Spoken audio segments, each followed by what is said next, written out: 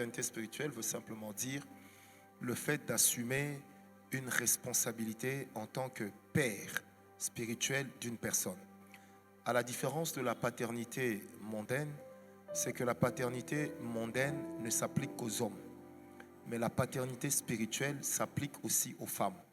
Ça veut dire qu'une femme n'est pas une mère spirituelle, elle est un père spirituel. Pourquoi? Parce que dans la dimension spirituelle, quand on parle des femmes, on ne parle pas des femmes filles de Dieu, mais on parle des femmes fils de Dieu. C'est juste pour enlever cette dimension d'exclusion de la femme en tant que genre, cette dimension d'exclusion. Si vous lisez avec moi Juge 4, la Bible dit ceci: lorsqu'on est venu voir Déborah, la prophétesse, par le général Barak pour aller conduire Israël dans la guerre, Barak a dit une chose très importante. Il dit: si tu ne viens pas avec moi, je n'irai pas, parce que c'est toi qui représente l'Éternel. Et Déborah va lui dire: mais si je viens, les gens diront que Dieu a donné la victoire à une femme. Et Barak lui dit: peu importe ce que les gens diront, mais je sais que la victoire d'Israël est entre tes mains. Or, dans le langage culturel des Hébreux, un général ne peut pas parler comme ça à une femme s'il tient compte de la nature féminine, du genre. Et il ne peut parler comme ça que lorsqu'il tient compte de la valeur spirituelle de cette femme par rapport à ce qu'elle représente. Et quand vous allez tourner la page dans Juge 5, vous allez vous rendre compte que la louange pour dire merci à Dieu n'a pas été présentée par Barak, le général, mais ça a été présenté par Déborah, la prophétesse, qui en ce moment-là n'était pas mère d'Israël, mais père d'Israël. On représente ce qu'on n'est pas, mais on ne joue que le rôle qui nous est attribué. Quand nous naissons dans nos familles, nos pères biologiques jouent le rôle de père. Ça veut dire que c'est le rôle que Dieu leur attribue. C'est comme une partition dans une pièce de théâtre, et chacun vient, il joue sa partition, il s'en va. Nos pères cessent d'être nos pères à leur mort, mais spirituellement, leurs alliances courent toujours. Personne ne va identifier son père dans le royaume des cieux. C'est pourquoi le Seigneur Jésus disait qu'au ciel, nous serons comme des anges. Or, pour être comme des anges, on ne fait pas une aliénation de la dimension physique dans laquelle nous avons vécu, mais on annule carrément cette dimension. Et j'aimerais rebondir encore sur la première question. Pourquoi je dis que même les femmes sont des pères spirituels, mais on préfère les appeler mères, ou aujourd'hui de plus en plus avec l'ivoirisation des réseaux sociaux, desquels dépend beaucoup le peuple quinois, qui regarde beaucoup les réseaux sociaux, des pages ivoiriennes. Okay. Vous allez remarquer qu'il y a une expression qui ressort beaucoup chez eux. On parle de matriarche. De matriarche, juste pour garder un peu la fidélité à la langue française, qui veut qu'on demeure fidèle au genre. Alors que la Bible ne respecte pas toujours le genre. Quand vous lisez la Bible, vous allez vous rendre compte que Dieu lui-même s'est présenté comme une mère. Alors que quand on dit Dieu le Père, on s'attend à ce que, dans la pensée populaire, qu'il soit vu comme un homme, un garçon. Comment je le sais? La Bible dit, comme une poule couvre ses œufs, je te couvrirai, Israël, je te garderai. Vous voyez? Et l'un des noms de Dieu veut simplement dire celui qui allaite l'enfant. Or, nous savons tous que pour allaiter, il faut avoir des mamelles. Et il faut avoir des mamelles qui produisent le lait. Et les mamelles d'hommes ne produisent pas le lait. Ce sont les mamelles de femmes qui produisent le lait. Et c'est pourquoi vous allez remarquer que j'ai l'habitude de dire que même lorsqu'on prie, on peut dire Dieu mon Père, Dieu ma mère. Parce que Dieu a ce côté sentimental et émotionnel qui nous comprend mieux que nos propres mères qui nous ont donné la vie. Amen. Et qui sont nos génitrices. Parce qu'au-delà de tout, le plus grand des géniteurs reste Dieu. Yes. La meilleure mère génitrice reste encore Dieu. Vous allez vous rendre compte combien de fois le Seigneur ne cesse de dire, surtout particulièrement dans Ésaïe, où il parle à Israël pour dire que j'ai souffert les douleurs de l'enfantement. Un homme n'enfante pas. Voilà. Lorsqu'on regarde le procédé biologique de naissance, l'on devient père lorsque la sémence d'un homme a été fécondée l'utérus d'une femme et pour finalement donner vie. Je me suis donc posé la question, à quel moment on devient père spirituel? Bon, là, j'aimerais déjà détruire une mauvaise compréhension avant de répondre à votre question. Vous savez, généralement, vous allez vous rendre compte que ici, nous avons l'habitude de dire, c'est moi qui t'ai amené au Seigneur, donc je suis ton père. Yes. Or, docteur Tania peut se convertir le 3 novembre. Sous la fougue de l'évangile, elle m'amène au Seigneur le 3 novembre. Est-elle devenue père spirituel pour moi? Pendant qu'elle et moi, nous allons patauger dans la même arène. Et peut-être que je peux me développer plus vite qu'elle. Ok. Donc, une paternité spirituelle n'est pas le fait d'avoir amené quelqu'un au Seigneur. Yes. Mais c'est le fait de donner à la personne les aliments spirituels, les aliments mentaux qu'il faut pour lui permettre d'atteindre sa destinée et de réaliser les objectifs qui lui échouent. En tant que père spirituel, deux fils ne s'encadrent pas de la même façon. Le père n'encadre pas, je répète, de la même façon. Parce que l'encadrement du père spirituel évolue d'après chaque fils en fonction des informations spirituelles qu'il requiert auprès du Seigneur par rapport à cet enfant-là. Ouais, il y a par exemple un fils qui est appelé à l'apostolat. Vous n'allez pas l'encadrer comme le fils qui est appelé à être choriste. Vous n'allez pas encadrer un fils qui est appelé à être prophète comme on encadrerait un pasteur. Pour la simple raison que l'un, vous l'encadrez par rapport à un ministère local, mais l'autre, vous l'encadrez comme un don dans le corps de Christ. Conséquence, dans le modus operandi, ça ne peut pas être la même chose du fait que les deux n'atteindront pas les mêmes objectifs. Alors dites-moi un peu, comment une jeune personne qui vient de se convertir peut avoir suffisamment d'aliments à donner à ces gens-là, tout en distinguant ce qu'il faut à chacun. Une autre dimension et un autre paramètre, c'est que le père spirituel doit avoir l'expérience qui lui permet de savoir que je peux nourrir cet enfant et je dois savoir ce qu'il faut à cet enfant. Parce que tous les fils bénéficient des mêmes enseignements, mais n'ont pas du même encadrement. Le Seigneur Jésus, tous ceux qui étaient avec lui étaient ses disciples, ses fils. La foule qui le suivait se comportait aussi comme ses fils. Pour preuve, quand ils ont eu faim, il leur a fourni à manger. Mais quand il a parlé pour dire, vous me suivez parce que je vous ai nourri hier, tous sont partis, les 12 sont restés. Mais lorsqu'il devait aller à la montagne de transfiguration, il a laissé presque tout le monde. Il n'a amené que 2 ou 3. Vous comprenez?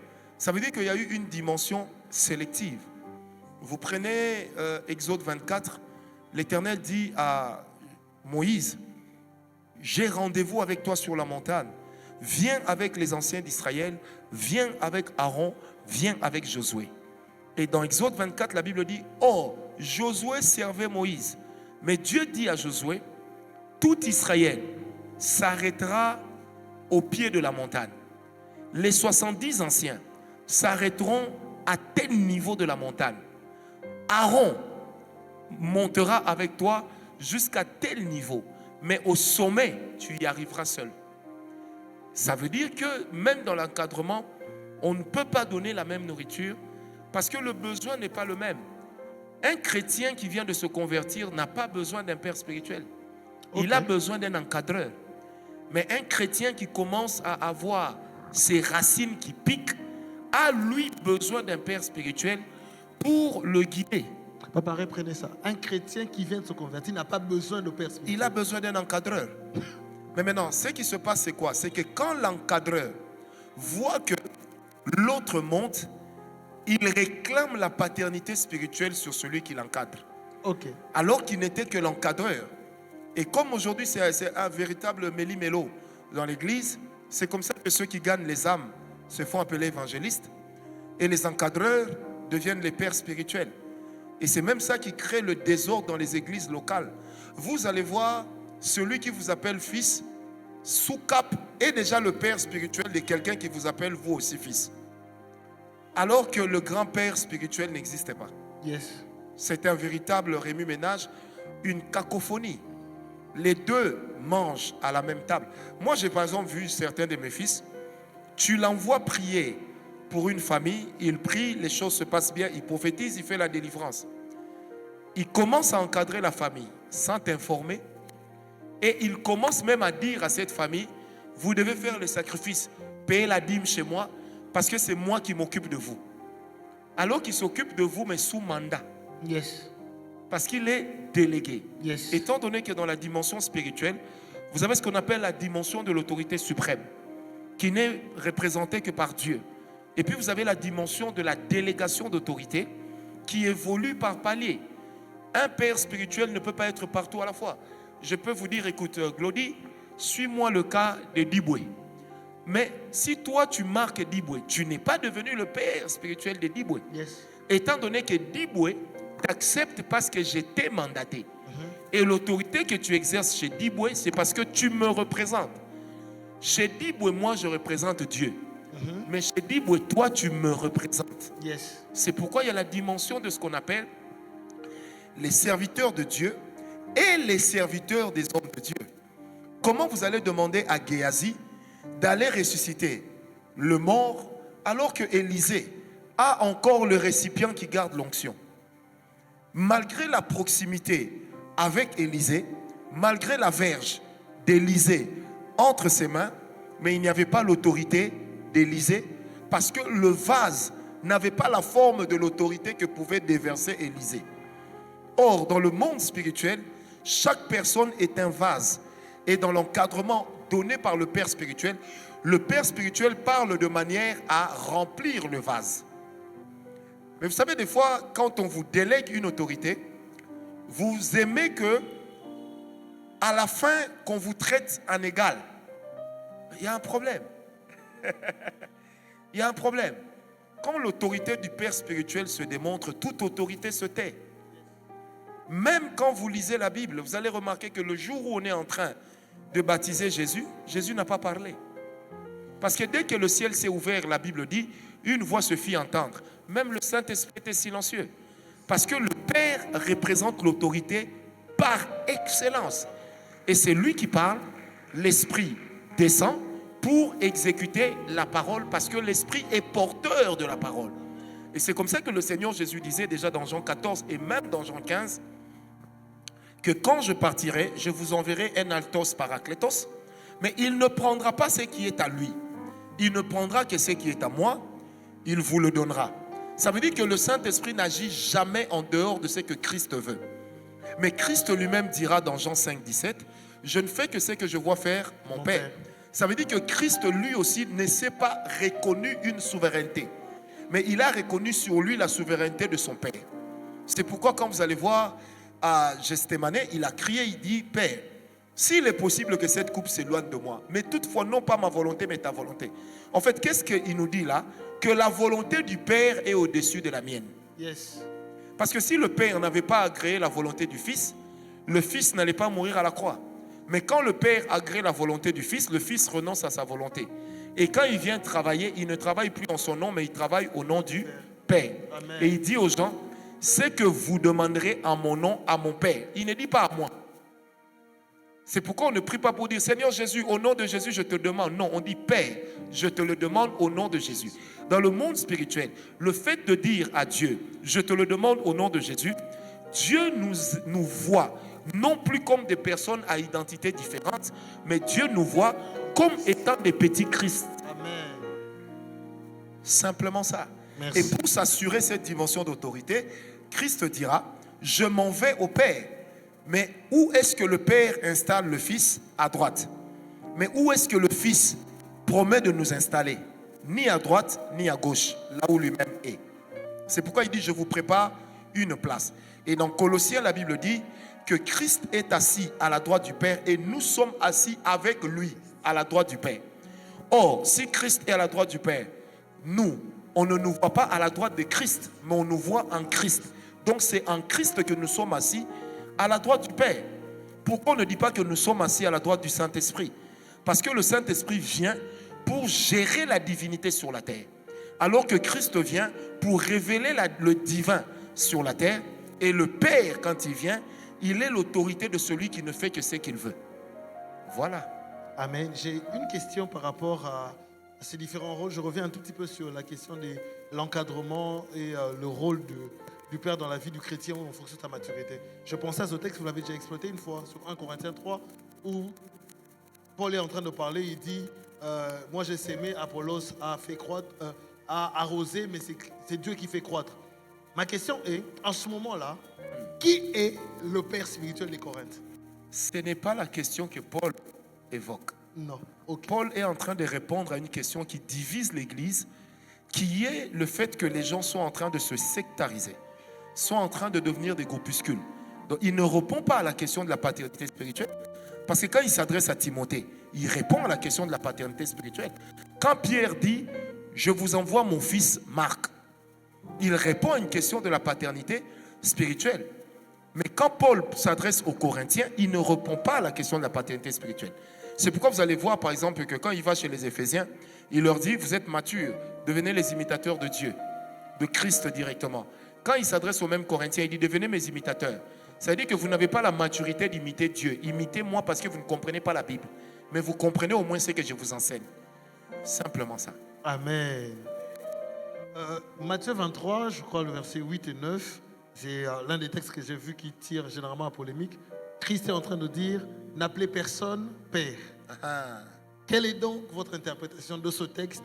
Est-ce que nous devons appeler personne Père? Parce que c'est Jésus lui-même qui dit qu'on appelle personne Père. Parce que nous n'avons qu'un seul Père qui est dans les cieux. Nous sommes déjà dans Matthieu 23. Ça veut dire que nous sommes dans le couloir de la fin de la vie de Christ. Ça veut aussi dire qu'en ce moment-là, Christ n'est pas en train de présenter un ordre ecclésiastique. Il est en train de présenter l'ordre spirituel. Ça veut dire le Père. Il n'y en a qu'un seul, c'est le Père céleste. Ton Père spirituel n'est pas ton Père céleste. Non. Mais toi et ton Père spirituel, vous avez le même Père céleste. Voilà. Deuxièmement, lorsque Christ dit cela, si nous nous en tenons à une valeur littérale, nous dirons que le premier à avoir péché, c'est Pierre. Le deuxième à avoir péché, c'est Paul. Le troisième à avoir péché, c'est Jacques. Et finalement, nous autres, nous sommes dans la marmaille de ceux qui perpétuent le péché. Alors, comment Dieu glisserait-il une erreur aussi monumentale? C'est parce que vous savez, aujourd'hui, les chrétiens lisent une partie, mais commentent la totalité. C'est un problème. Donc, ce texte ne s'adresse pas à la paternité spirituelle, mais à la paternité céleste. Nous n'avons qu'une seule source. Je crois que c'est bien compris, n'est-ce pas? Je reviens sur tous les points que vous avez aussi évoqués en parallèle. Entrons dans le vif du sujet. Quelle est la différence entre le Père spirituel et le Père dans la chair? Parce qu'aujourd'hui, les chrétiens, lorsqu'ils se convertissent, ils ont un problème. Mon Père m'a maudit, mon Père spirituel a le droit de révoquer ça. Ou encore, j'écoute mon Père par rapport à ce que mon pasteur a dit. Et il y a généralement ce conflit entre le Père dans la chair et le Père spirituel. Vous savez, le problème, c'est qu'aujourd'hui, dans l'église, nous avons des gros malins. Qui utilisent les pères spirituels comme un bouclier quand ils agissent mal chez eux à la maison. Il ne faut pas confondre les choses. Chacun joue son rôle. Je ne peux pas parler à Tania avec la même autorité sur son mariage ou sur sa vie que son père dans la chair. Parce que c'est lui qui a payé ses études, ce n'est pas moi. Mais il est de ce domaine dans lesquels son père ne pourra rien pour elle, mais moi, je pourrai quelque chose pour elle. Si elle est dérangée la nuit par des démons, son père ne fera rien. Mais moi, je ferai quelque chose. Donc, il ne faut pas confondre. Vous voyez, il ne faut pas confondre la dimension d'autorité dans laquelle on est en train d'opérer. Nous, on opère dans une dimension qui est spirituelle. Nous n'opérons pas dans une dimension éducationnelle.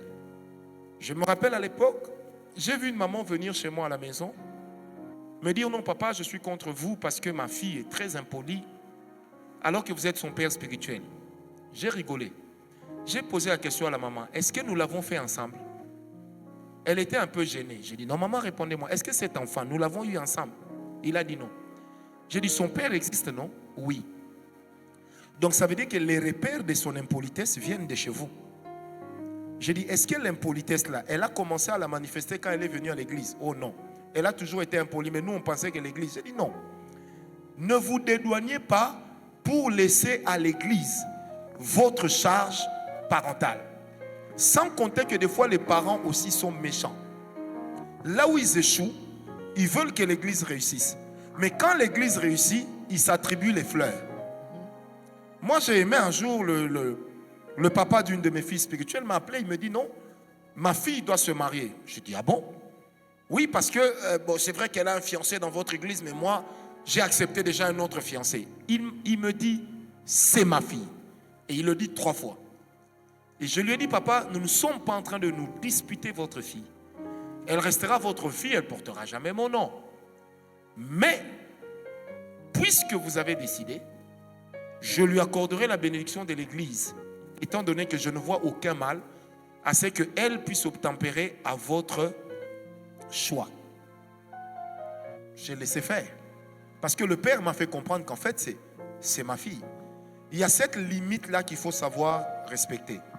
Le père spirituel ne doit pas se substituer au père dans la chair. Il doit respecter ses limites. Nous avons des choses pour lesquelles, même dans la vie de nos fils spirituels, nous ne donnons que des avis. Ils ont le droit de dire non. Je ne suis pas là pour dire à mes fils, à mes filles, tu dois épouser tel, tu dois pas épouser tel, tu dois épouser tel. Moi, je reçois tout le temps des jeunes filles au bureau.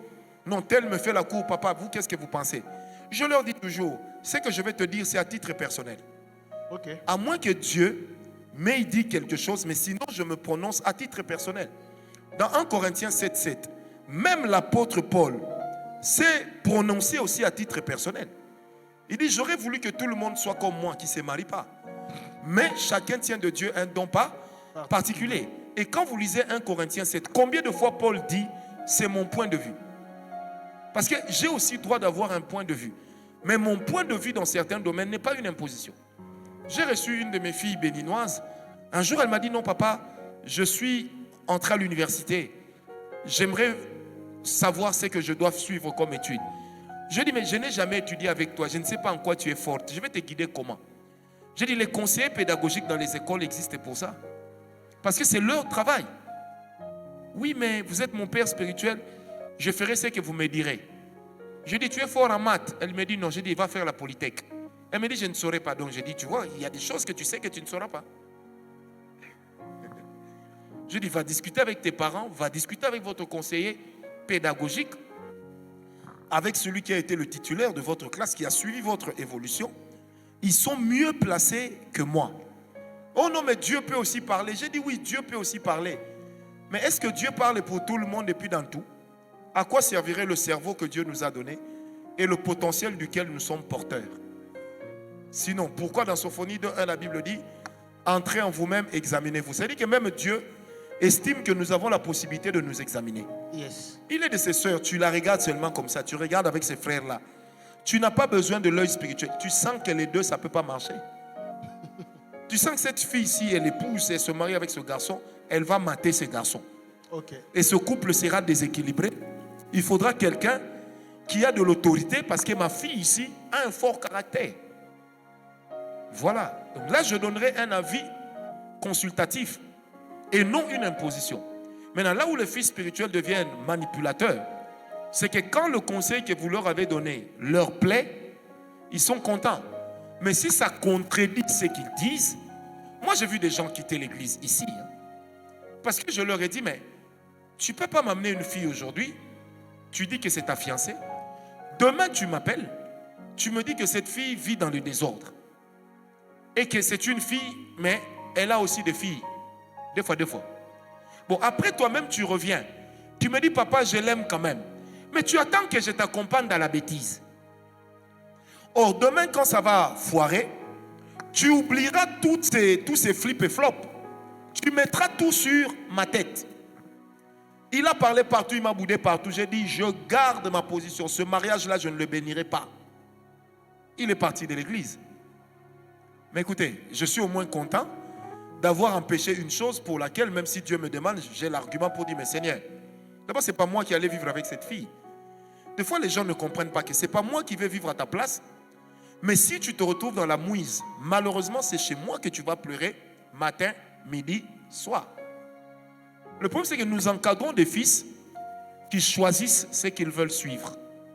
Et quand ça barde, ils nous collent la responsabilité même de ceux qui n'ont pas suivi.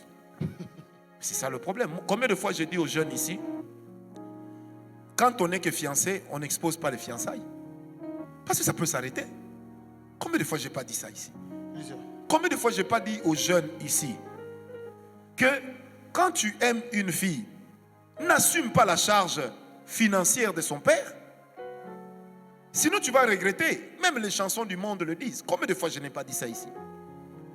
Combien de fois je n'ai pas dit aux sœurs, ne tombez pas amoureuses des inconnus. Mais combien de fois nos filles ici ne tombent-elles pas amoureuses des inconnus? Tu vas voir ta jeune fille, là, elle te présente l'homme qu'elle veut épouser, son papa.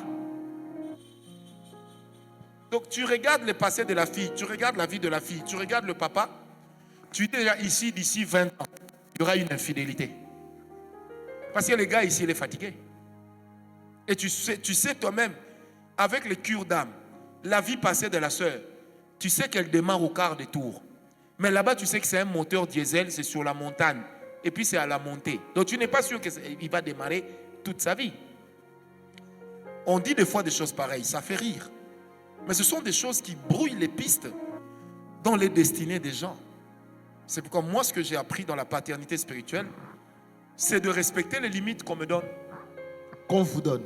Oui, mais aussi de m'imposer à moi certaines limites. J'ai besoin d'une traduction sur cette phrase. Qu'on vous donne, ça veut dire que si la personne dit que moi je me limite à tel endroit avec le père, donc vous prenez acte, vous dites, bon, je ne vais pas forcer la personne. Il ne vous le dira pas, il vous laissera constater. Ok. Si toi, moi je te dis ne fais pas, tu fais, je constate que tu as refusé. Yes. Alors je vais entrer en conflit avec toi parce que tu as refusé. Non, je vais te respecter. Ce qui ferait que dans ce domaine-là, je n'interviendrai jamais. Sinon, on va entrer en conflit. Yes. J'aime ça. Sinon, on va entrer en conflit.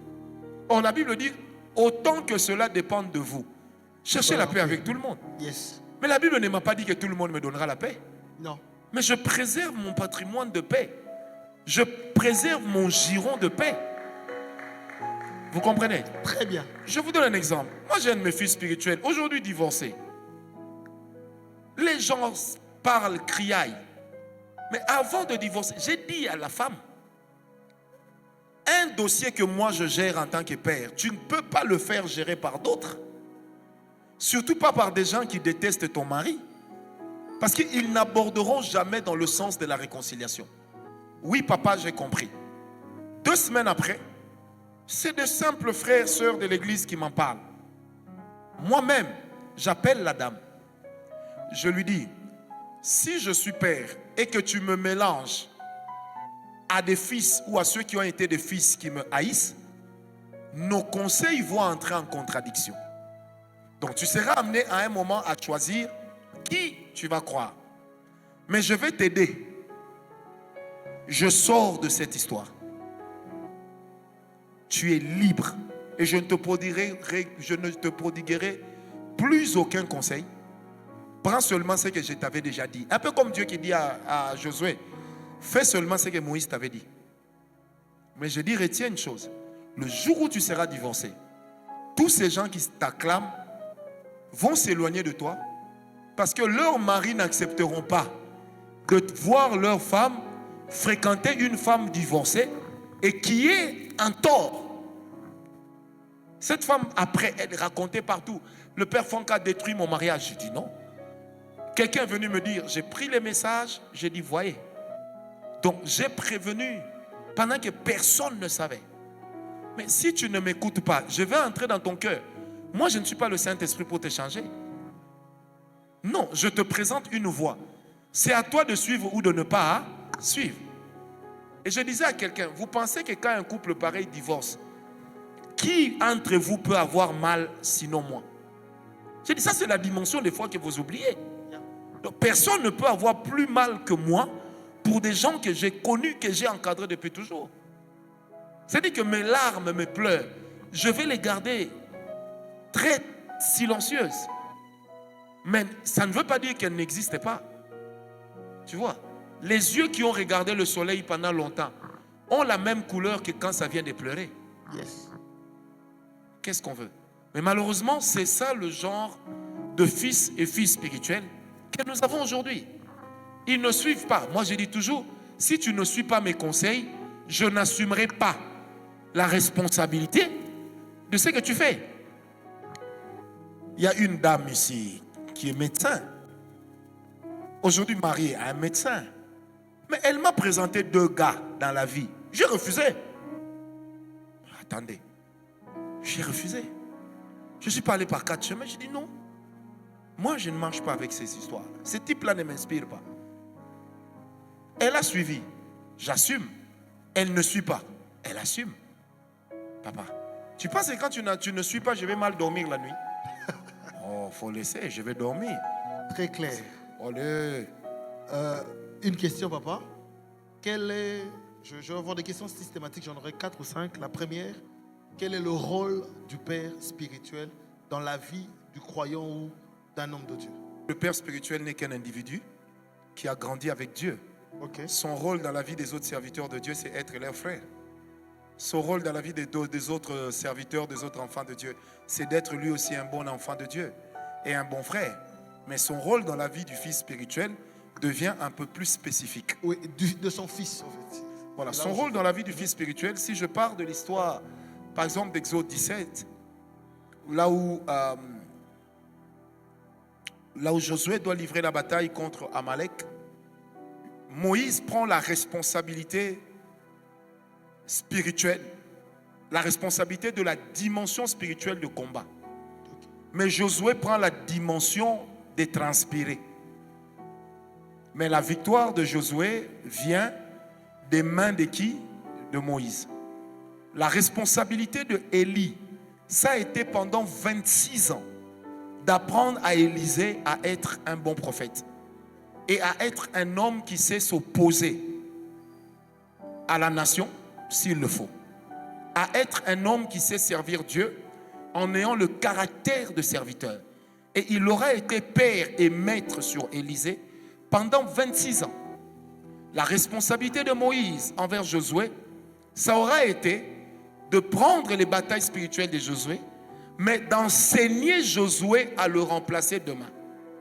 Le rôle spirituel de Paul à l'égard de Timothée aura été de l'aider à devenir apôtre. Quand les gens disent, mais Timothée avait quel ministère? Il avait l'apostolat. Parce que Paul lui dit, ce que tu as appris de moi, toi aussi confie-le à des hommes fidèles. Le verbe en grec qui est utilisé veut dire, tu dois les apostolosser.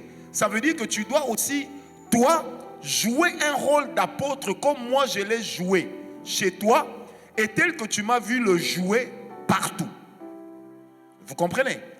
Le rôle d'un père spirituel comme Pierre dans la vie de Marc, le même Marc qui a écrit l'évangile selon saint Marc, son rôle a été lequel? Ça a été de le guider jusqu'à la maturité et de l'amener à faire face au combat. Le rôle de Samuel par rapport, et de Élie par rapport à Samuel, ça a été de l'aider à discerner la voix de Dieu. Ça a été de l'aider à aimer Dieu. Ça a été de l'aider à se consacrer. Ça a été de l'aider à être formé. Malgré que Samuel n'était pas lévite, mais on l'a aidé à grandir en tant que lévite. Vous comprenez? Pourquoi? Parce que le père spirituel fait quoi? Il trace l'autoroute spirituelle sur laquelle l'enfant doit rouler, sur laquelle l'enfant doit évoluer. Vous comprenez? Parce que le père spirituel a une longueur d'avance sur son fils. Il est capable de dire, ces choses, je connais ça. Je sais comment ça peut se finir. J'ai vu ça dans mon expérience. Donc ne suis pas ça. Quand tu encadres tel, suis ceci, fais cela, comporte-toi de telle manière. Ça veut dire, je suis en train de lui tracer des autoroutes. Je suis en train de lui fixer des interdits qui vont l'aider à maximiser ce qu'il est afin de réussir. Mais si le fils vous prend pour un concurrent, pour un jaloux, pour un haineux, la première chose qu'il va faire, le jour où vous lui faites la remarque, il fait la capture d'écran, il envoie aux amis. Regardez ce que le père me dit. Le jour où tu lui dis, mais toi tu es comme ça, une fois que ça ne lui plaît pas, il va se plaindre. Or, un fils qui est fils, ne se plaint pas en dehors du père. Il doit lui poser la question, papa, pourquoi tu as dit cela? Lui donner le temps de lui expliquer afin de l'aider à s'améliorer. En fait, nous avons beaucoup de faux fils qui sont fils parce qu'ils voient un parapluie ou une échelle qui va leur permettre d'être vus, de monter, et le jour où ils seront assez vus, ils vont s'en aller. Sans remords, parce qu'ils n'auront pas eu le cœur de fils, mais ils auront eu le titre de fils. C'est comme ça que vous avez... on a eu par exemple un film en 1974 dans ce pays de karaté avec Maître Bébin. On disait non, un film est violent. Nous, quand on a suivi ça plus tard, on a cru que c'était le genre de film comme Bruce Lee. Mais sauf que les scénarios étaient mal tournés. Donc ça veut dire qu'aujourd'hui, vous avez des fils auxquels on donne des scénarios. Ils jouent simplement le scénario, mais ils n'ont pas ce qu'il faut pour faire ça. Malheureusement. Ma deuxième question serait, entre le père et les fils, qui identifie l'autre par rapport à son rôle? Les deux peuvent s'identifier. Un fils qui comprend que c'est mon père s'attache même quand on les rejette. Ok. Vous savez, moi quand je vous dis, je ne veux plus vous voir, et que vous partez, vous n'avez jamais été fils. Si je dis, je ne veux plus vous voir, et que vous revenez encore, je vous chasse. Vous revenez encore, je vous chasse. Un jour, je prêche, vous faites un scandale. Vous venez me saisir aux pieds, vous pleurez. Peu importe ma colère, je dirais que cet enfant mérite de récupérer sa place. Amen. Jésus a dit au jeune homme, il lui dit, si tu veux me suivre, vends tout ce que tu as, donne-le aux pauvres et suis-moi. Mais quand Jésus dit, vends tout ce que tu as et suis-moi, Jésus a combien de temps sur la terre? En ce moment-là, il lui reste combien de temps? Deuxièmement, quel est le temps matériel qui aurait permis au jeune homme de vendre ce qu'il avait, de prendre l'argent et de suivre Jésus? Parce que Jésus lui dit, distribue aux pauvres. C'était un langage hautement spirituel pour dire que si tu veux me suivre, accepte de tout perdre, accepte de te comporter comme un pauvre spirituel, parce que Dieu ne remplit pas un vase plein. Amen. Dieu ne remplit qu'un vase vide. Amen. Or, la paternité spirituelle, c'est le fait de faire quoi? De constater la profondeur du besoin, la profondeur du vide, et de donner la taille qu'il faut pour ce vide-là. En fait, il existe beaucoup de faux fils. C'est comme ça que vous allez trouver... Quelqu'un va te dire, il est ton fils, mais il paye la dîme ailleurs. Un de mes fils m'a dit, papa, mes finances ne vont pas. Je n'ai pas répondu. Une année après, il est venu. Papa, mes finances ne vont pas et tout. Je ne m'en sors pas dans les ministères. J'ai rigolé. Je lui ai dit, tu payes tes dîmes où? Il me dit, je ne paye pas la dîme. Je lui ai dit, ok, entre en retraite, pose à toi-même la question. Parce que tu veux que je t'introduise dans un domaine de bénédiction sur lequel moi j'enseigne par les principes, notamment les dîmes, les offrandes, les sacrifices. Tu sais que j'enseigne ça, tu ne les appliques pas. Mais quand tu es en train de faire naufrage, tu t'attends à ce que j'intervienne, mon cher ami. Soyons sérieux, moi je suis charpentier, je t'apprends à être charpentier. Un beau jour, tu viens me poser la question, non papa, pourquoi est-ce que les carreaux ne tiennent pas? Je te dirais, mais là où on t'a appris à faire les carreaux, retourne là-bas. C'est tout. J'ai échangé avec une personne sur la question de la paternité. Je lui ai posé la question, il vient de la même église où vous avez connu le Seigneur. Je lui ai posé la question de savoir qu'est-ce qui fait que dans le langage de votre feu père spirituel, votre pasteur, il n'y avait pas la notion de paternité spirituelle. Il ne s'est jamais réclamé ce rôle-là. Et que c'est plus tard que l'on observe cela dans la vie de l'église. Très bonne question. Moi, je suis converti à la bord. Mon pasteur, ça a été le pasteur Verneau. Quand vous parlez du pasteur Verneau, il faut toujours comprendre qui était le pasteur Verneau. À quelle époque le pasteur Verneau est arrivé au Congo? Il est arrivé au Congo, il est resté pendant le Zaïre, il est mort pendant la RDC. Le pasteur Verneau n'était pas venu pour jouer le rôle d'un pasteur local. Il était venu en tant que missionnaire. Le rôle premier d'un missionnaire, ce n'est pas l'encadrement, c'est de présenter Christ. Son but à lui, c'est d'amener les gens au salut. et de s'arrêter là. C'est pourquoi vous voyez le pasteur Vernon refuser beaucoup de choses. Pourquoi il refusait? Parce qu'il était dans son manteau de missionnaire. Il était dans son rôle de missionnaire. L'enseignement évolue quand l'enfant grandit. Yes. Aux yeux de notre pasteur, le pasteur Vernon, il n'a jamais appelé les pasteurs congolais pasteurs. Il les appelait frères. Parce que c'est un missionnaire. Ça ne veut pas dire qu'il était contre ces choses. Non. Il était missionnaire. Il est mort avec le titre de missionnaire. Il n'est jamais devenu congolais. C'est différent de moi qui grandit, qui naît chez lui, qui grandit chez lui, mais qui apprend à observer mon peuple pour répondre aux réels besoins de mon peuple.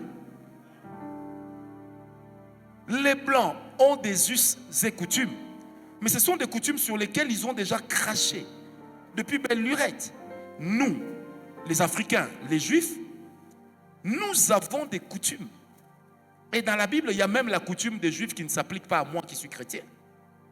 Vous comprenez? C'est-à-dire que comme moi je parle à des gens qui sont comme moi, je cerne mieux leurs problèmes, je discerne mieux, parce que je vis dans cette marmite. Je ne côtoie pas les Africains, je suis africain. Je ne côtoie pas les Noirs, je suis noir. Quand moi je présente l'évangile aujourd'hui en Occident à des Blancs, mon approche est différente. Si toi tu tresses les cheveux, tu mets la boucle d'oreille, mais tu ne vas même pas franchir cette porte. Mais nous allons des fois prêcher aux États-Unis. Le dimanche, le pasteur vient en short parce qu'il fait chaud. Avec un t-shirt pendant que moi je me suis fourvoyé des costumes. Et il se moque de moi. Il est dans une culture qui n'est pas la mienne.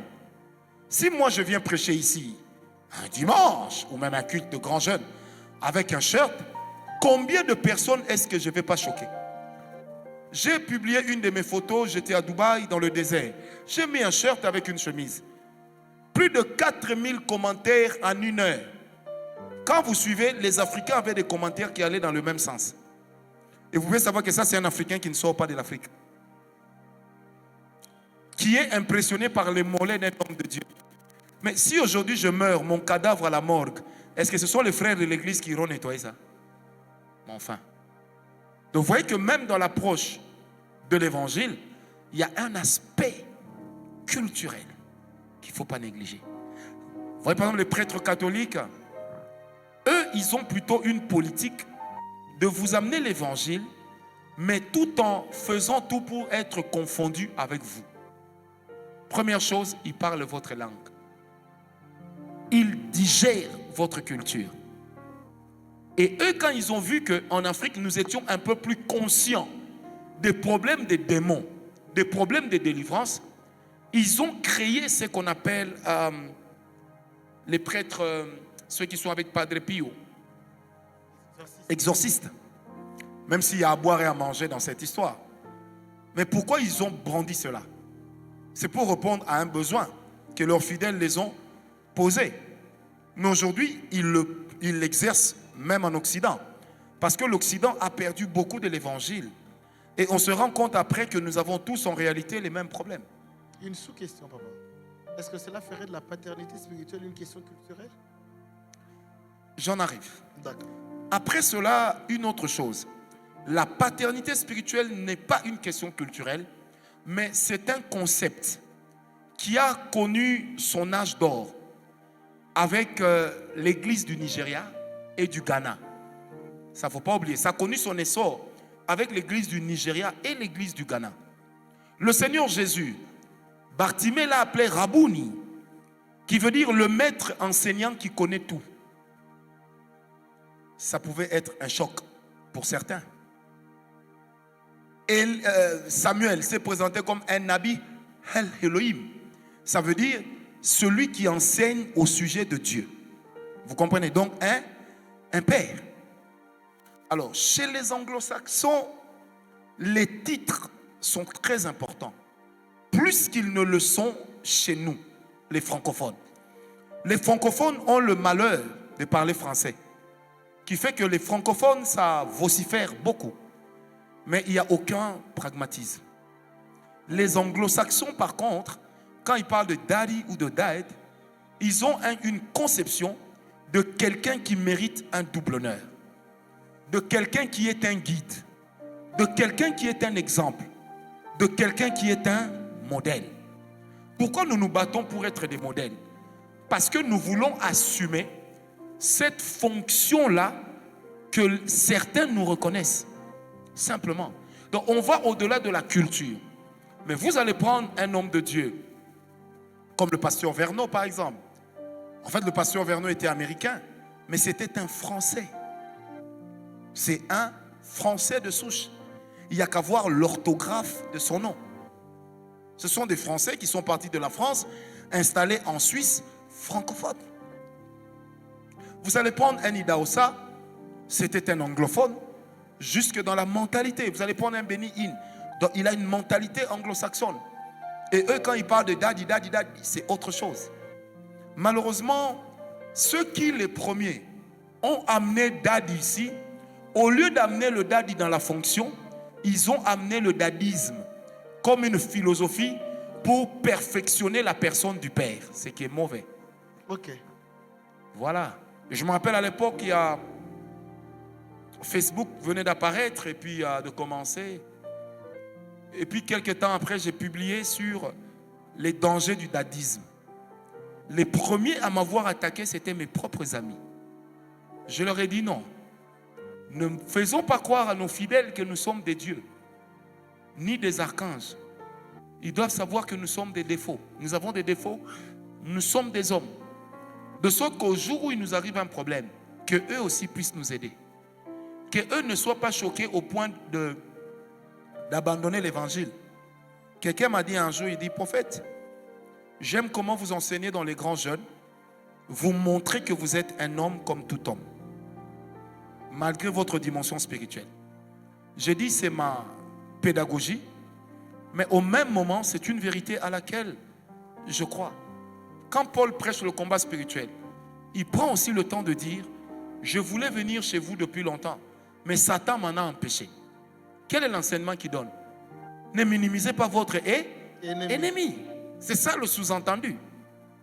Quand Paul dit aux Philippiens, je traite durement mon corps, afin que moi-même à la fin je ne sois pas rejeté. C'est-à-dire que Paul évoque la possibilité, malgré l'apostolat, d'être lui aussi rejeté. Alors si toi tu respectes quelqu'un et que la personne évoque en ta présence la possibilité pour lui d'être rejeté, ça te remet un peu les pieds sur terre. Tu te rends compte qu'en dépit de tout, nous ne sommes que des hommes. Parce qu'avec le temps, il est de ces fils spirituels qui deviennent plus importants que leur père spirituel, qui deviennent plus connus que leur père spirituel, qui deviennent plus grands que leur père spirituel. Mais la force d'un Josué qui est sur terrain, en train de battre Amalek, c'est de savoir qu'il y a un Moïse qui est caché. Les gens ne le voient pas, mais moi je sens sa présence. J'ai reçu une question. Quelle est donc la différence entre le père spirituel et le mentor? En réalité, il n'y a pas de différence. Parce que quand on parle de père spirituel, dans le dictionnaire, on attribue au père spirituel le rôle de mentorat aussi. Maintenant, c'est quand vous entrez dans la profondeur, d'après l'exégèse de certains mots, que vous vous rendez compte qu'un mentor peut vous guider dans certaines choses, mais pas plus loin. Moi, j'ai un de mes fils ici qui est dans la salle. Il a prêché dans l'église d'un de ses frères qui est un de mes fils. Mais en prenant le micro, il a dit, celui-ci c'est un mentor pour moi. Pendant que lui est avec moi avant lui, avant l'autre. Ok. Vous comprenez? C'est-à-dire que quelque part, il y a un problème. Je ne peux pas être le père spirituel de Roua. Au même moment, toi, tu es le mentor de Roua. À un certain moment, il y aura une confusion. À un certain moment, quand Roua va connaître le succès, qui sera, entre guillemets, propriétaire de ce succès? Et c'est là que les murmures entrent même dans l'église. Vous avez des gens qui disent, oh ben, non, c'est ton jeune frère, tu lui prodigues des conseils, mais ce n'est pas pour autant qu'il est devenu ton père spirituel, ton fils, ou que toi tu es devenu le père spirituel. C'est une confusion.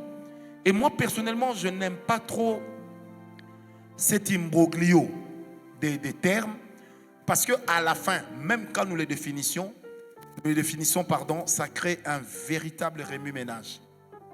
Voilà. D'accord. Question suivante. Je crois que les micros sont déjà en train de circuler. On les a déjà. On va prendre les questions. Je vais prendre une dernière question qu'on m'avait envoyée.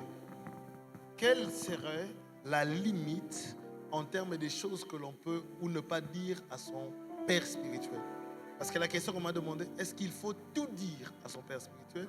Est-ce qu'il y a un domaine de responsabilité qui est proprement nôtre? Dans tout ce que vous direz, il y aura toujours un domaine de responsabilité qui vous est propre. Dans tout. Dans tout. Un père spirituel, c'est comme un médecin. On ne le ment pas. C'est comme son avocat. On ne le ment pas. Parce que son rôle, c'est de trouver le moyen de vous sortir de ce qui vous arrive.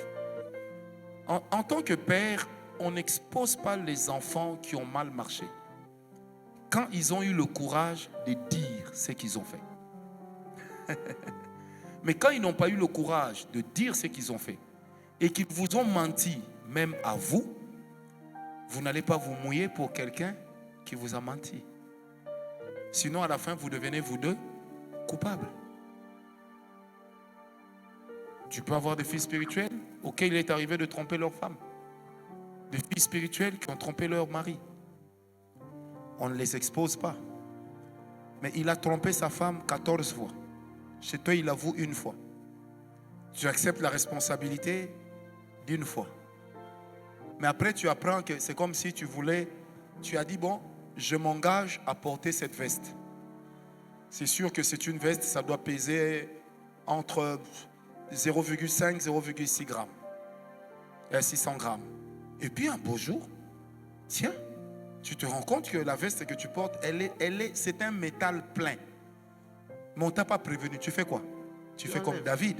Tu dis, là, j'abandonne. Vous savez, des fois, quand il y a des fils qui disent, oh non, j'étais dans des problèmes, moi, on m'a abandonné, moi, on m'a exposé. C'est facile à dire. Mais on t'a abandonné, on t'a exposé, je suis d'accord. Mais tu as avoué quoi? Et tu as avoué jusqu'à quel... Tu vois, je donne un exemple. Moi, j'aime bien Tania. S'il arrive quelque chose à Tania, je serai le dernier à réagir. Mais je serai le plus ancré à souffrir dans le silence. Dans ma manière d'exprimer mes émotions, je réagirai très difficilement. Mais je serai blessé de me rendre compte qu'elle est passée par là, elle ne m'a pas dit. Ça va me faire très mal. Parce que dans une dimension de paternité, dans la relation de paternité spirituelle, il y a une véritable dimension d'amour. J'aime d'abord la personne de laquelle je me réclame père. Je ne regarde pas ce qu'elle va m'apporter. Je ne regarde pas ce qu'elle va me donner. Très important. C'est des fois les gens qu'on appelle fils, tout ça. Soyons sérieux. Ils nous apportent quoi? Ils nous donnent combien? Parce que des fois, même l'honneur qui nous est dû, ils ne nous le rendent pas. Je vous dis la vérité. Mais c'est d'abord que j'accepte de l'aimer, j'accepte de porter son fardeau, de porter son cas. Moi, j'ai de mes fils qui ont connu j'ai un de mes fils qui a connu un grand scandale. Au point où dans la ville où il habitait, tout le monde l'a rejeté. J'ai passé 6 mois de prière pour lui, sans que lui-même ne sache. Il était convaincu que je l'ai rejeté. Jusqu'au jour où je reviens dans la ville en question et je lui dis, je vais assumer la responsabilité de ce que tu as fait. Qu'est-ce que j'ai fait? J'ai prêché, j'ai donné un enseignement. Et mon enseignement, c'était, quand on court, donc festina lente. Ça voulait dire cours, mais lentement. J'ai balayé tout ce que les gens disaient sur lui en un seul enseignement. Il est venu pleurer à mes pieds, ça l'a restauré. Amen. Dans la ville, le respect qu'on lui donnait est revenu. Amen. Les gens qui avaient quitté l'église sont revenus. Yes. Parce qu'il m'a dit la vérité Et j'ai assumé la charge. Yes. Parce qu'avant d'assumer une charge, je dois peser le poids. La Bible dit que celui qui est debout, quand il doit aider celui qui est tombé, il doit aussi se regarder, non? Il doit faire attention pour que lui aussi ne tombe pas. Oui, maintenant, l'un des drames avec le fils spirituel d'aujourd'hui, c'est quoi? On l'attrape dans une faute. Mais il se bat pour prouver aux gens que moi et le Père, nous sommes dans la même faute. Je disais à quelqu'un, mais si toi et moi, nous sommes dans le même péché, qui va relever l'autre? Personne. Parce qu'en réalité, là où toi tu tombes et que tu cherches à m'écouler, tu ne te relèveras jamais de ce domaine-là. Ce sont des principes. Tu as la lèpre. Et puis tu dis que le médecin qui te soigne a aussi la lèpre. Mais si tu identifies que j'ai la lèpre et que toi aussi tu as la lèpre, je ne vais pas te soigner. Parce que les médecins sont là, ils ne me contrediront pas. Les microbes se renforcent entre eux. Maintenant, si toi tu dis qu'on a le même microbe, attends-toi à ce que je te laisse tomber. Normal. Mais attends, enfin, ma foi. Mais écoutez, on a le même virus. On va faire comment? Deux sidatiques ne se marient pas. Mais si l'un a le sida, il prend ses antirétroviraux et que l'autre aussi prend des antirétroviraux tout en n'ayant pas le sida, ce couple-là peut vivre 30 ans, même 40 ans. Parce qu'aujourd'hui, pour mourir du sida, il faut être négligent. Bon, si toi tu dis non, moi j'ai le sida, toi aussi tu as le sida. Oh, ah, fini. AS. Yes. Qui a envie, au début de son mariage, de savoir qu'on peut avoir des anémiques? Et si Dieu vous fait un bond dans 12 ans, vous verrez, vous aurez vu ce que les anémiques vont vous coûter en matière financière, vont vous coûter en matière émotionnelle et sentimentale. Mais il y a beaucoup de gens qui s'arrêteraient au début. Yes. Moi, j'ai un de mes petits, c'est pas mon fils, c'est un de mes petits. Il était à New York. Je voyageais, j'allais à New York. Une jeune fille venait me remettre beaucoup d'argent pour lui. Et puis un jour, j'ai posé la question au petit. La fille, là, c'est qui? Il me dit, non, papa, c'est ma fiancée. J'ai dit, ah, ok, c'est très bien. Je dis, elle est très jolie, hein. C'est très, très bien ça. Après, il me dit, on a un problème. Je suis AS, elle est AS. On fait comment? J'ai dit, laissez. Oh, on est habitué. J'ai dit, alors on va te faire castrer. Ou qu'on te fasse une vasectomie. Parce que je lui ai dit, moi, j'ai des anémiques dans ma famille élargie. Je sais ce que ça coûte. J'ai des amis qui ont eu des enfants anémiques. Je sais combien ils souffrent.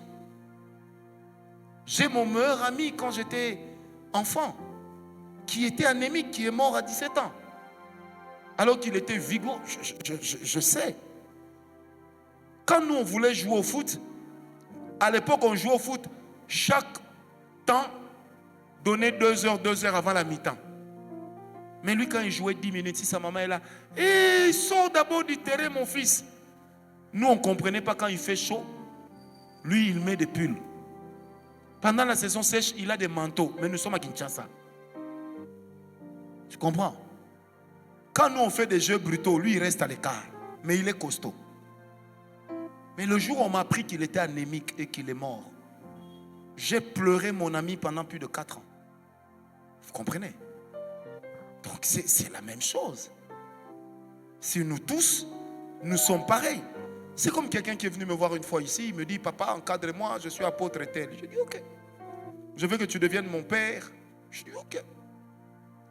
Et puis dans le discours, il glisse des paroles pour se comparer à moi. Après, je dis, mais on est pareil. Je dis, propose-moi une amitié. J'ai mal parlé.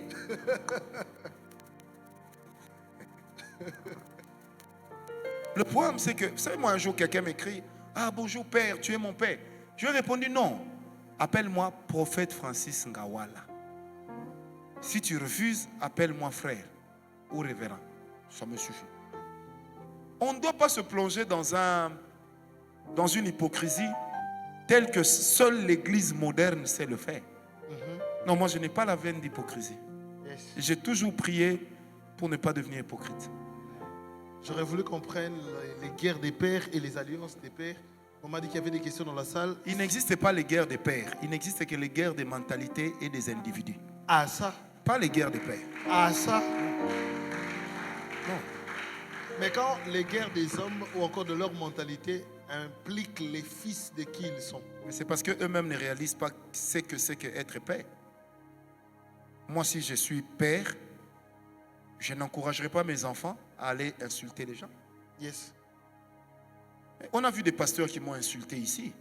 On a des pasteurs qui me critiquent dans leurs prédications. Vous êtes à la communication. Combien de fois je vous ai demandé de répondre? Jamais. Il y a des gens des fois qui m'ont insulté, qui m'ont traité de tous les noms en citant mon nom sur Facebook. Yes. Mais ça fait des années que je vous demande de vous taire. Yes. Mais écoutez, on doit faire montre de bonne éducation.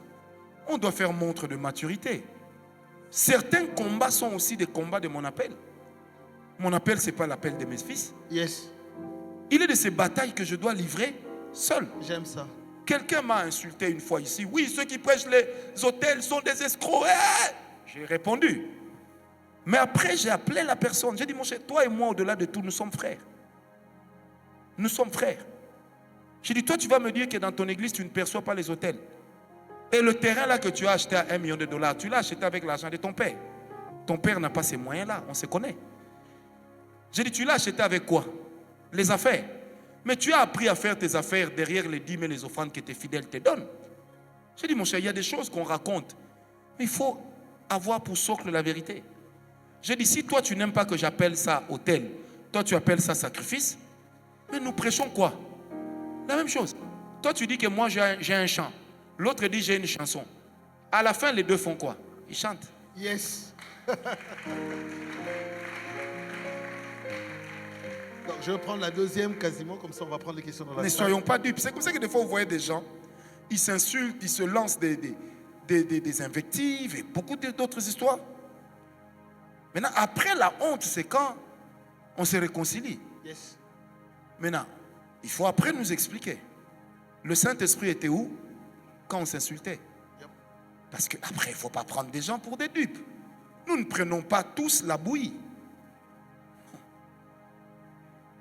Et Amen. si les premières réactions étaient charnelles, rentrons dans la Bible.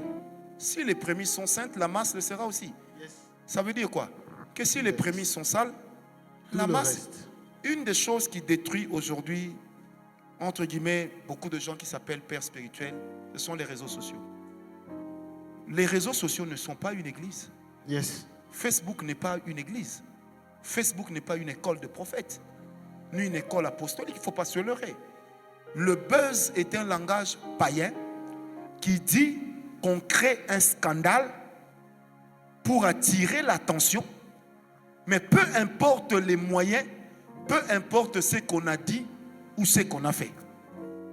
Un moment, moi, quelqu'un fait le buzz en disant non, le prophète Ngawala a insulté les gens de l'Est. Yes.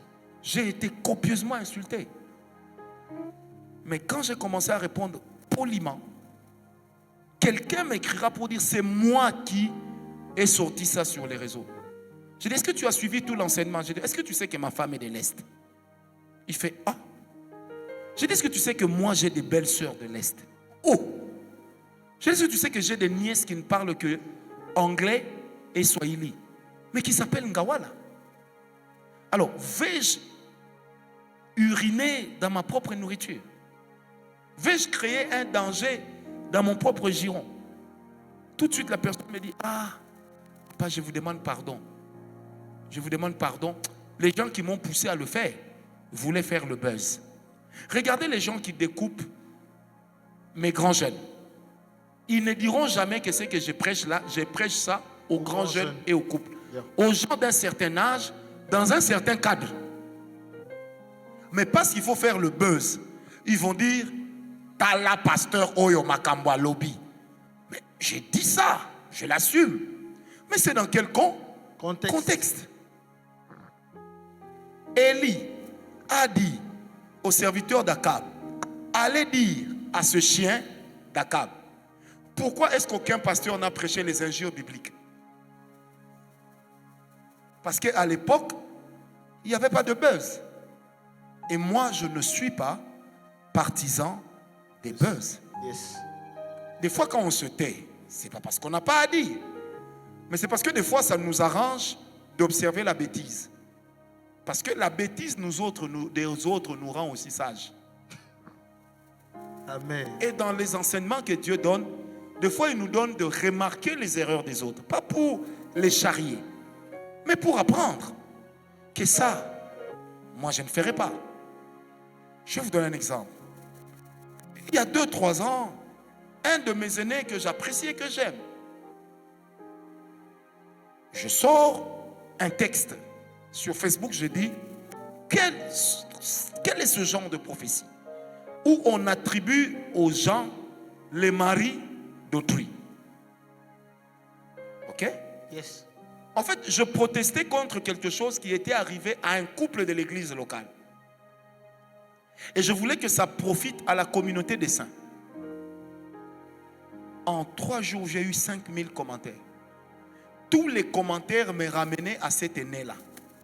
Parce que dans l'entretemps, il y avait eu un scandale qu'on lui attribuait disant qu'il aurait prophétisé sur la fille de telle, qui est servante de Dieu, qu'elle devait se marier avec le mari de telle. J'ai été obligé d'entrer dans les commentaires pour dire, mais je ne suis même pas au courant de cette affaire. Donc n'établissez pas les corrélations entre les gens. Je suis une personne qui ne lit pas ce que les autres écrivent. Je suis une personne qui ne suit pas ce que les autres disent. Je ne sais pas comment des fois des gens, entre guillemets, élevés, ont le temps de tout regarder. Non. Vous avez le temps de prier où? Quand? Tu dois prêcher dimanche. Tu regardes qu'est-ce qui est en vogue sur les réseaux sociaux. Tu tailles ton enseignement de dimanche par rapport à ça. Le peuple de Dieu que tu as dans la salle, nombreux, c'est le peuple de Facebook ou c'est le peuple de Dieu? C'est à cause de ça que je vous dis, il y en a qui deviennent populaires, célèbres, mais qui s'éloignent de la mission que Dieu leur avait donnée. Je parle en tant qu'apôtre et en tant que prophète. Amen. Parce que la chair n'est pas un lieu de réaction. Nous ne sommes pas le pouvoir, les autres l'opposition ou vice-versa. Non. Je n'utilise pas la chair pour réagir à ce qui est en vogue. Si je dois réagir à ce qui est en vogue, où est la place de l'enseignement que Dieu me donne? Où est la place de la formation que Dieu me donne? Mais tellement les gens sont ancrés dans le buzz. Quand toi tu prêches, plutôt que de suivre l'enseignement que tu donnes, ils sont en train de découper. Ici, il a parlé à tel. Là, il m'a parlé. Un faux vieux. En fait, les gens se distribuent des cartes. Moi, un de mes fils m'a dit, ah papa, regarde ce pasteur-là, il a cité, ce qu'il a dit là, c'est certainement toi. Je dis, oh, quand tu es entré dans sa tête, oh non. Tu étais dans cette réunion, il disait qu'il allait prêcher contre moi. Oh non. Tu es sûr que dans cette ville, je suis vraiment le seul qui fait ça, moi, un petit homme comme ça?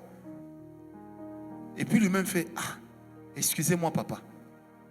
Je dis après, il y a des gens qui parlent parce que leur bouche sent mauvais quand ils n'ont pas parlé. Donc, ils doivent trouver quelque chose à dire. Il y en a aussi qui vivent, qui ont bâti leur ministère sur les conflits et sur les buzz. Il y en a des fois qui disent mon père spirituel, pendant qu'ils les ont trahis il y a longtemps. Moi j'ai toujours dit, je suis l'un des témoins des églises de 90 à aujourd'hui. Et en tant qu'observateur de la société, moi j'ai toujours dit, je suis sociologue autodidacte. Donc j'observe l'évolution de la société. Et je marche avec. Vous savez, des fois, il y a des erreurs sur lesquelles les gens nous jugent qu'on aurait pu éviter si on était plus ancré dans la parole et moins ancré sur Facebook. Parce que ce que les gens disent sur moi, sur les réseaux sociaux, ne peut pas devenir ma prédication de dimanche. Sinon, ce n'est plus l'esprit qui me guide. Yes. C'est la population des réseaux sociaux qui me guide. C'est pour ça que des fois, sur les réseaux sociaux, nous avons des gens qui dépriment et même ne savent pas qu'ils dépriment. Nous avons des gens qui sont blessés, qui ne font qu'exprimer leurs blessures. Nous avons des gens qui sont des orgueilleux, qui ne font qu'exprimer leur orgueil. Vous avez des gens qui sont superbement imbus d'eux-mêmes. Toi, tu es en retraite, c'est ta retraite, ce n'est pas notre retraite commune. Mais tu fais un reportage sur ta retraite, tu mets sur Facebook. Mais mon cher ami, va prier sur le boulevard du 30 juin. Quasiment. J'ai mal parlé. Non. C'est simple. On doit revenir. Est-ce qu'il y a des questions dans la salle? Ah, vous êtes nombreux comme ça. D'accord, on va commencer par partie, je crois. On va prendre la sœur Eliel. Et puis on va prendre j'ai les trois. Commence ici, littéralement.